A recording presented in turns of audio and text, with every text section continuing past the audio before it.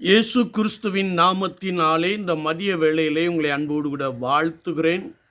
குயவனே என்ற நிகழ்வின் அடிப்படையிலே அன்பு என்ற வார்த்தையை நாம் தியானித்து கொண்டிருக்கிறோம். இன்றைக்கும் அப்போஸ்தலனாகிய யோவான் எழுதின 2ஆம் நிருபம் 1ஆம் அதிகாரம் 5ஆம் வசனத்திலே நாம் வாசிக்கின்ற போது, நாம் அவருடைய கற்பனைகளின்படி நடப்பதே அன்பு. நீங்கள் ஆதி முதல் கேட்டிருக்கிறபடி நடந்து கொள்ள வேண்டிய கற்பனை இதுவே என்பதை நாம் இங்கே வாசிக்க முடியும். இஸ்ரவேலே, நீ நன்றாயிருப்பதற்கு என்று சொல்லி ஆண்டவராகிய தேவன் மோசையின் மூலமாக 10 கற்பனைகளை கொடுத்ததை நாம் தெளிவாய் அறிந்திருக்க முடியும். ஏனென்றால் இஸ்ரவேல் ஜனங்கள் கற்பனைகளின் வழியாய் ஓடுகின்ற பொழுது, கற்பனைகளின் வழியாய் நடக்கின்ற பொழுது, அவர்கள் ஆண்டவர் கொடுத்த கட்டளைகளை காத்து கொள்ளுவார்கள், கர்த்தருக்கேற்ற வாழ்க்கை வாழ்வார்கள் என்பதாக ஆண்டவர் மோசையின் மூலமாக கற்பனைகளை கொடுத்தார்.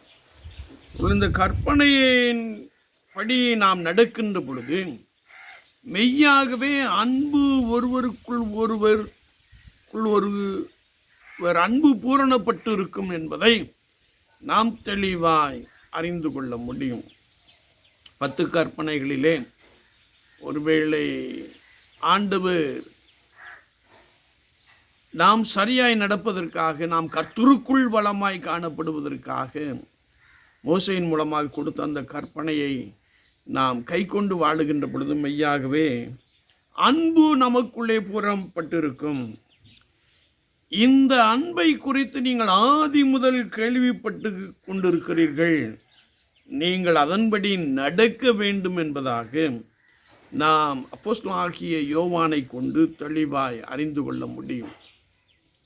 இன்றைக்கு நாம் காண்கிற விசுவாச கூட்டத்தாரின் மத்தியிலே அன்பு குறைந்து கொண்டே போவதையும், ஒருவேளை பிரச்சனைகள் வேதனைகள் அதிகரித்து கொண்டு போகிற ஒரு சூழ்நிலையை நாம் பார்த்து கொண்டே இருக்கிறோம். ஆனால் வசனம் என்ன சொல்கிறது என்றால், நாம் அவருடைய கற்பனைகளின்படி நடப்பதே அன்பு என்று வேதம் நமக்கு தெளிவாய் கற்றுக் கொடுக்கிறது. கற்பனைகளை கை கொள்ளுவோம்.